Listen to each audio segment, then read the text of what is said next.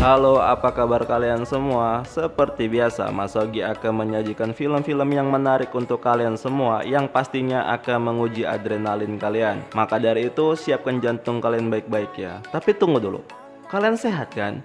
Sehatlah, jangan sakit-sakit. Di sini kita akan mereview sebuah film tentang perang yang bernama Pertempuran Thermopylae dalam Perang Persia. Film ini dirilis tahun 2006, yang mana film ini diangkat berdasarkan cerita komik Amerika tahun 1998. Film ini menceritakan tentang seorang raja bernama Leonidas dengan 300 pasukannya yang bernama Sparta, di mana mereka melawan kerajaan Persia yang dikuasai oleh seorang raja bernama Xerxes. Dan gak perlu berbasa-basi lagi, mari kita langsung ke alur cerita filmnya agar kita dapat mengetahui kebenarannya. Check it out.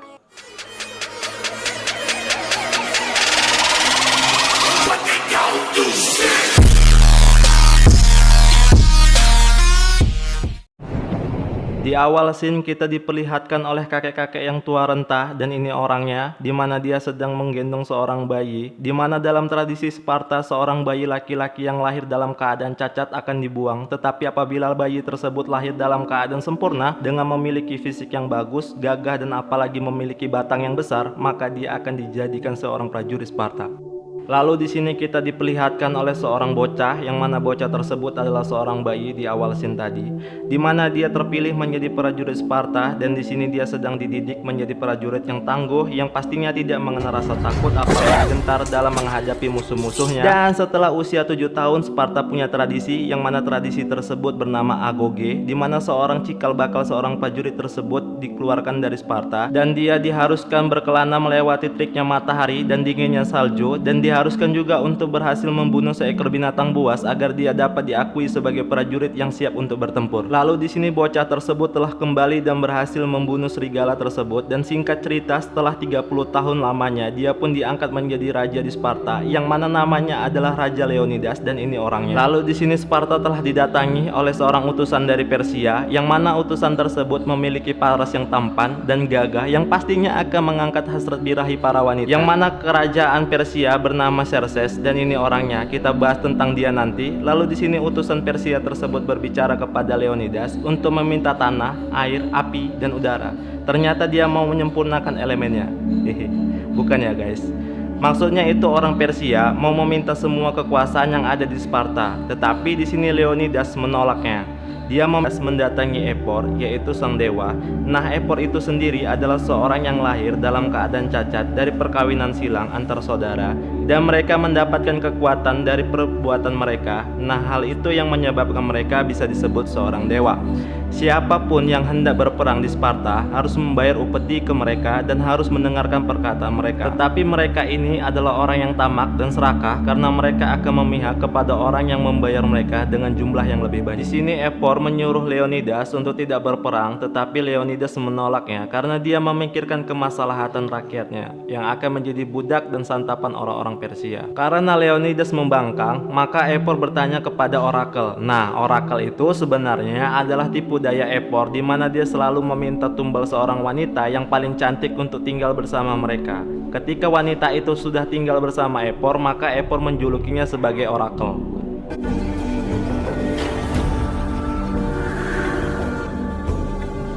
Tetapi orakel di sini sudah terkena sihir dari Epor, di mana dia mengutuk Sparta dan seluruh orang Yunani. Kenapa hal itu bisa terjadi? Itu karena si selepet ini namanya Konsul Tenoren. Dia ini sebenarnya penasehat dari Sparta, tetapi menjadi pengkhianat, di mana dia membantu Persia berjumpa dengan Epor dan memberi upeti yang banyak. Setelah kepulangannya dari Epor, Leonidas langsung menyiapkan 300 pasukan terbaiknya dari Sparta, tetapi Konsul Tenoren datang menghalangi mereka dan mengatakan bahwa orakel telah menyuruh untuk tidak berperang. Namun Leonidas berbohong kepada mereka dengan mengatakan bahwa mereka hanya ingin berkeliling kampung saja. Lalu mereka pun pergi dari tempat tersebut. Di tengah jalan, Leonidas berjumpa dengan pasukan Deksos, di mana mereka akan menjadi sekutu dengan Sparta. Lalu mereka pun melanjutkan perjalanan sampai akhirnya mereka menemukan suatu tempat di Yunani, yang mana tempat tersebut telah habis dibantai oleh kelompok-kelompok Persia.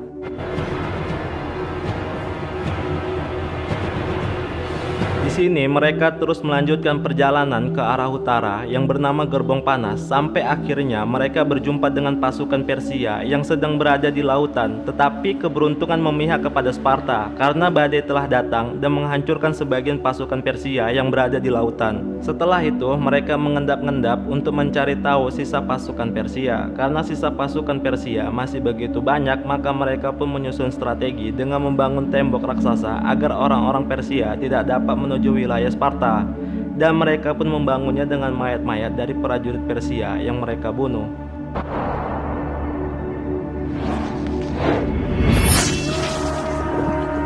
Lalu di sini kita dikenalkan dengan seseorang bernama Ephialtes. Dia ini sebenarnya asli dari Sparta, tetapi dibuang oleh ayahnya karena kecacatan fisiknya. Tetapi dia di sini berhasil selamat dan ingin membuktikan bahwasannya dia pun bisa berperang.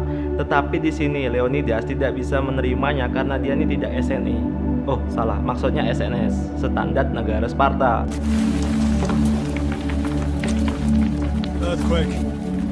Tak lama kemudian, para Perdana Menteri Xerxes datang menghalau pasukan Sparta dengan jumlah yang begitu banyak sampai mengakibatkan getaran yang begitu dahsyat. Tapi di sini prajurit Sparta tidak gentar sama sekali. Yang penting freestyle dulu, bos.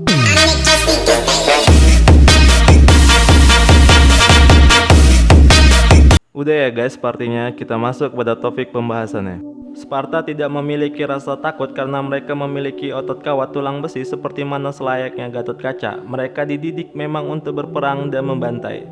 Mereka terus menyerang sehingga membuat pasukan Xerxes pun tersudutkan.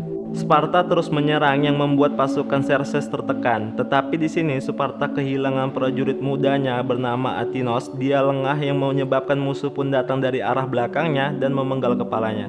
Karena pasukan Xerxes begitu banyak yang tumbang, maka Xerxes di sini berencana untuk mendatangi Leonidas untuk bernegosiasi dengan memberikan tawaran-tawaran yang fantastik berupa kekuasaan, kemewahan, dan juga tak luput dari lapis legit para wanita-wanita dari Persia dengan persyaratan Leonidas harus bertekuk lutut kepada Xerxes. Hal ini membuat Leonidas kekeh dan dia pun mengatakan bahwasanya dia sudah terlampau banyak membunuh daripada pasukan-pasukan Persia yang menyebabkan kakinya kram dan tidak dapat lutut kepada Xerxes. Hal itu semakin membuat Xerxes marah dan mengirim pasukan elitnya yang bernama Harbit. Pasukan ini adalah pasukan yang paling ditakuti di bagian Asia. Mereka memiliki monster raksasa yang siap menghabisi siapapun yang ada di hadapannya. Tapi hal itu tidak membuat para Sparta down. Mereka senang akhirnya mereka dapat melawan musuh yang dianggap abadi oleh orang-orang. Sampai pada akhirnya Leonidas berhasil memenggal kepala monster tersebut walaupun dengan susah payah. Lalu Leonidas pun memanggil pasukan Deksos yang bernama Arkadia untuk membantu karena emang dari awal mereka adalah sekutu terhadap Sparta. Di sini bisa kita ketahui bahwasannya mereka benar-benar kuat seperti para top global mythical glory yang pastinya no joki-joki ya guys. Semua pasukan Xerxes pun tumbang di hadapan Sparta. Xerxes pun mengirimkan pasukan terkuatnya dari Asia di mana mereka memiliki hewan-hewan yang beringas, tapi apalah daya ketika berhadapan dengan top global Moskov, dia pun langsung mengultinya yang membuat hewan tersebut langsung terkapar. Lalu di sini kita diperlihatkan Ephialtes mendatangi Xerxes. Xerxes memberikan tawaran-tawaran kepada Ephialtes dengan syarat dia harus membocorkan rahasia Sparta agar Xerxes dapat mengepung prajurit daripada Sparta. Dan Ephialtes pun menerima tawaran tersebut. Scene berpindah kepada seorang ratu dari Sparta di mana dia meminta pertolongan oleh Theron untuk dapat berbicara kepada para dewan agar mereka dapat mengirimkan bala bantuan kepada Sparta yang berada di medan perang. Theron sendiri adalah orang yang licik dan juga rakus akan kekayaan. Sebenarnya sang ratu sudah mengetahui kebusukan Theron, tetapi sang ratu tidak punya pilihan lain karena Theron adalah orang yang berpengaruh dalam hal politik di Yunani. Scene berpindah lagi ke medan perang di mana Deksos melihat pasukan Xerxes yang mulai mengepung pasukan Sparta. Hal itu bisa terjadi karena Ephialtes yang membocorkannya. Di sini Deksos menarik semua pasukannya, tetapi Leonidas tidak mau mundur. Dia tetap mau maju untuk melawan pasukan-pasukan daripada Xerxes. Maka Leonidas pun berinisiatif untuk menguatkan pasukannya dengan menceramahinya agar mereka tetap tegar melawan musuh-musuh mereka. Lalu Leonidas pun memanggil Dilios. Tujuan Leonidas memanggil Dilios adalah untuk memberikan tugas pada Dilios untuk pulang ke Yunani dan menceritakan semua yang terjadi di medan perang. Scene berpindah di mana sang ratu sudah berada di hadapan para dewan untuk meminta pertolongan kepada para dewan agar mereka mengirimkan bala bantuan kepada prajurit Sparta yang berada di medan perang. Di sini Theron malah mengkhianati sang ratu, padahal Theron udah dikasih lapis legitnya. Theron malah mempermalukan sang ratu dengan menceritakan hal yang baru mereka lakukan. Hal tersebut membuat sang ratu marah dan membunuh Theron di hadapan para dewan. Dan kebusukan Theron pun terungkap karena dia mendapatkan upeti dari Xerxes. Scene kembali lagi ke medan perang di mana para Sparta sudah dikepung oleh pasukan Xerxes. Di sini Leonidas diajak bernegosiasi dengan mengatakan bahwa Leonidas tetap dapat hidup. Begitu juga dengan prajuritnya, asalkan Leonidas mau bersujud kepada Xerxes. Leonidas di sini pun sujud, tetapi bukan untuk menyembah Xerxes, melainkan untuk memberikan pijakan kepada Stelios agar dapat membunuh perdana menteri daripada Xerxes.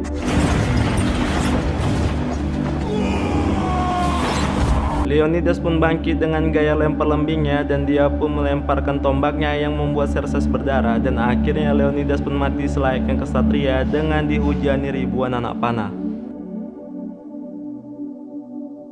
Terima kasih untuk kalian semua yang sudah menonton, dan jangan lupa untuk meninggalkan kritik dan saran kalian di kolom komentar agar Mas Ogi dapat terus memberikan tontonan yang menarik lainnya.